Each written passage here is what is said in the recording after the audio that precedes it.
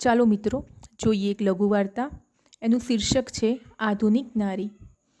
જૂના જમાનાની સ્ત્રીઓ માટે એમ કહેવાય છે કે બિચારીઓએ ઘણું સહન કર્યું છે એમના જમાનામાં.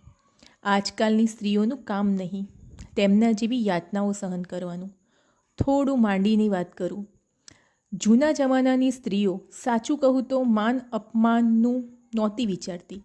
પોતાના ઘરમાં લોટ ખૂટે તો બાજુવાળા પાડોશીના ઘરે વિના સંકોચે લેવા જતી. ત્યાં તેને અપમાન કે ઘરની આબરૂ જાય તેવા વિચારો ન આવતા.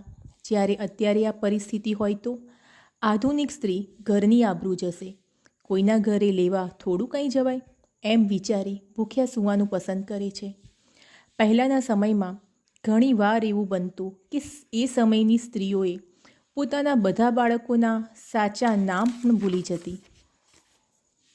બાળક કયા ધોરણમાં ભણે છે એની પણ ખબર ન હોય.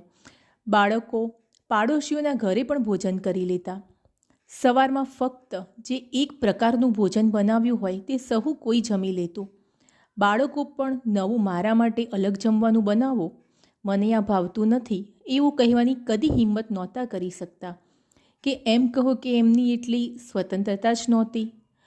જો તે જમાનામાં પતિ દારૂ પીતો હોય અને જો કોઈ અણબનાવ ઘરમાં થતો તો ગામ આખામાં વાયુ વેગે આ સમાચાર ફેલાતા.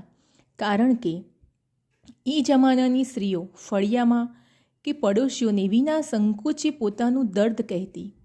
જ્યારે અત્યારે આધુનિક સ્ત્રી પરિવારમાં દરેકની પસંદગીનું અલગ જમવાનું બનાવે, ઘરના બધા કામકાજ કરે, બાળકના ભવિષ્ય માટે એડવાન્સમાં પ્લાન પણ કરી રાખે.